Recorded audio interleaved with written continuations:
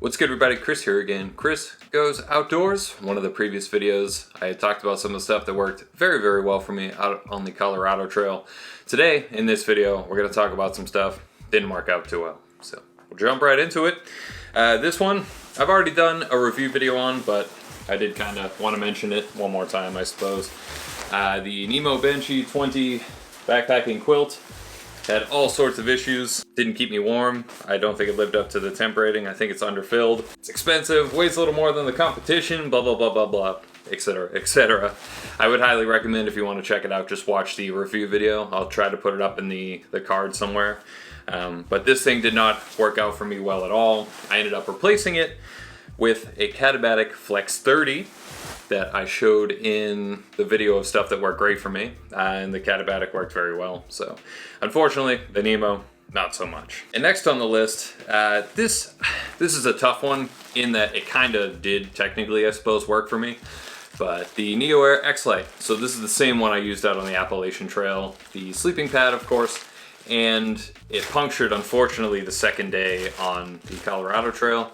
I was able to patch it. See if we can see it right there. So I was able to patch it on the trail with a piece of tape, and it worked pretty good after that. It does deflate overnight, so if I blow it up, sleep on it, it's not completely flat, but it's pretty close. So unfortunately, I don't know if the patch is leaking. I don't know if there's another puncture. I don't know if the little nozzle's broken. I might try to fix this one, but I mean, this thing's seen close to 2,700 plus miles now, so I think it might be time to retire the NeoAir X-Lite sleeping pad. With that said, I actually love the X-Lite sleeping pad, and I suppose it technically worked for me, but this one in particular, I think I'm going to have to replace. I think this is past its prime, but I do love this sleeping pad. It's worked very well for me otherwise. Next up, we got this right here, a rain skirt. So this is marketed by a bunch of different companies. 3F Ultralight is one. There's a no-name brand like the one I have. There's no like marking on it at all. Essentially, it's the exact same thing with some different company's logo on it. It is a nylon rain skirt with a simple Velcro thing to fasten on your waist. And I've talked about this previously, and I've had it out with me a ton. However, I had not had it out above tree line, and that is why I cannot recommend this thing. So the rain skirt in particular, it works pretty well in general, especially if you're below tree line or not in too much of a windy area, but the fatal design flaw for this comes at the opening where it closes on you. There's nothing to cinch this down. No buttons, no Velcro, no nothing. So if you get hit by wind, which I did, this is effectively useless. So what happens, wind catches it, it blows it up, and rain's just hitting you from all around. This could be fixed, and I considered actually doing this, just getting a few like snap type buttons, putting them in on both sides, and then just being able to snap it. It'd be a very easy fix. But for me on the Colorado Trail, it just did not work in that regard. So I may as well just not been using it. I think it was day 26 where I was above tree line for a considerable amount of time, or it was around day 20 something. This thing, it was interesting. I was walking essentially holding it down so I didn't get soaked. So I can't really recommend this either. They typically sell for like $10 to $15 on Amazon, which is why it was pretty enticing. But I think if they added some snaps, 1, 2, or 3, or maybe some Velcro along the side, I think it would be a better option or better design, and then I might consider using it. I think for the AT or something, it might be good for like 95% of the trail, but if you're doing a lot of above tree line, couldn't recommend this. The Z-Packs one I used previously zipped up the side, so I don't think that one would have had that issue at all. The Cuban they use is really thick too, so it doesn't blow around as much. But in all honesty, if I go back to rain skirt, which I more than likely am going to stick with the rain skirt, I will more than likely pick up another Cuban fiber one, more than likely the Z-Packs one again. And then next up, unfortunately, I gotta talk about these. The shorts I was wearing out there, these are the Patagonia baggies, the 7-inch inseam. I think I was a little too thick for the 5-inch at the beginning of the trail, so we went with the 7. Unfortunately, as comfortable as these were, they didn't hold up very well, which kind of stinks because I use a ton of Patagonia gear, like a lot of it. But these unfortunately did not cut it. You can see, at least I think you can, down on the legs here, they're starting to fray in the same area on both of them. This one is much worse. So luckily they held out for the end of the trail, and they are pretty comfortable. The pockets are super deep, which is nice. You know, if you put something in there, it's not going to slide out while you're on the trail. Nice little cinch closure that you can tie off pretty easy. Didn't really care for the back pocket just because I don't really use it. But unfortunately, they did not hold up for the actual trail. I had used them before the trail too, but nothing I would consider like crazy. I don't know, maybe 10, 15 hikes in New Hampshire, maybe. But with that said, Patagonia is typically pretty good when it comes to this stuff, with either fixing or maybe sending me a new one. I haven't reached out to them just because it hasn't been a major concern for me. It's winter now. I'm in no rush to get a new pair of shorts. So I think at the very least, if I did contact them, they will at least offer to re-sew it. I think they do that a lot, and maybe even replace the pair. So I'll probably do that eventually, but unfortunate that they ended up tearing.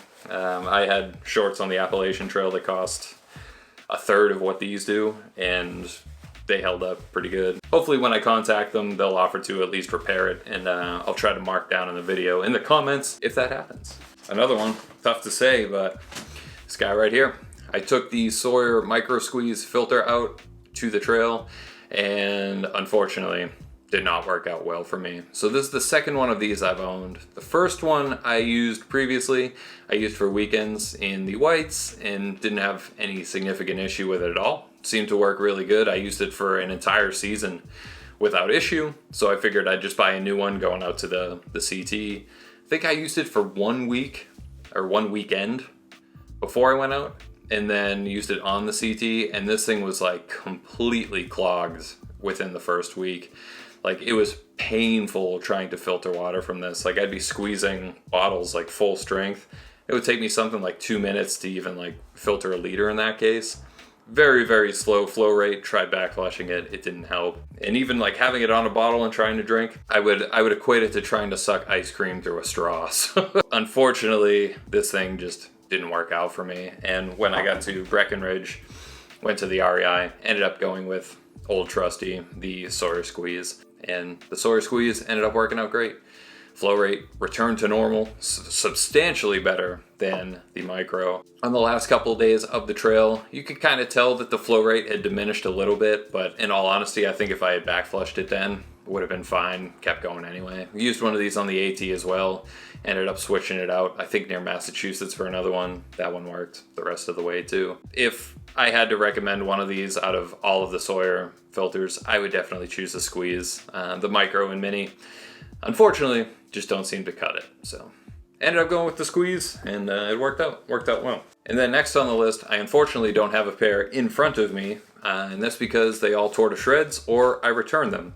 So a lot of people asked me about the high socks I used. Those were by Sockwell.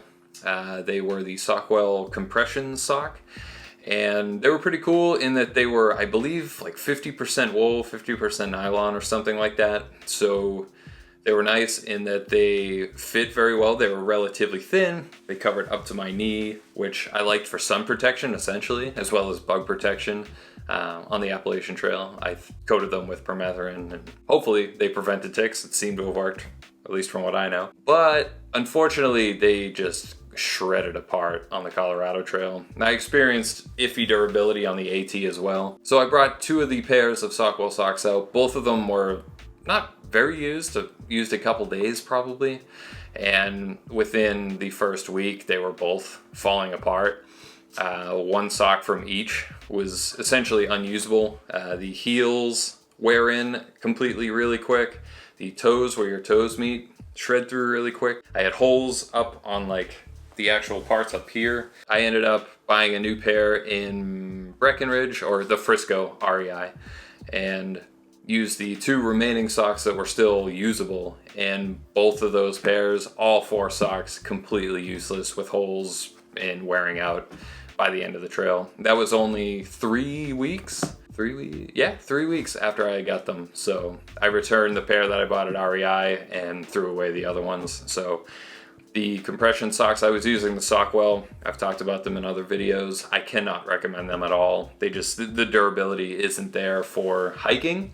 Maybe for runners, something like that. Maybe, where you're not putting in like too crazy mileage. But I don't know, for hiking, cannot recommend. I'm trying out now and have used on the last 2 times I've been hiking. They were just some Amazon compression sock. I think it's SB something. I'll try to link to it down below. And those have worked out good, but they are, I believe, like 100% nylon or nylon polyester blend, whatever. So they'll probably smell a little worse, a little quicker, but hopefully they hold up longer. But we'll see. We'll see how that goes, and I'll try to keep you updated. And then last but not least, an honorable mention. I took with me in the beginning of the trail really used pair of Darn Tough socks and 2 really used pairs of underwear. And I just can't recommend doing that, at least in my case. I was getting the worst chafing issues from the underwear, and I think it was because the underwear was kind of loose. It wasn't sticking to the skin well enough, and it was just tearing me up completely that first week of the trail until I was able to get to Breckenridge, Frisco, and hit the REI in Frisco. And same thing with the socks. I put those Darn Tough socks on, and they felt a little bit loose, and they tore my feet up, and the result was dealing with blisters for the next couple days. So if possible, even if you don't go with the super expensive stuff, I would try to make sure that your underwear and socks are fitting nicely as they should.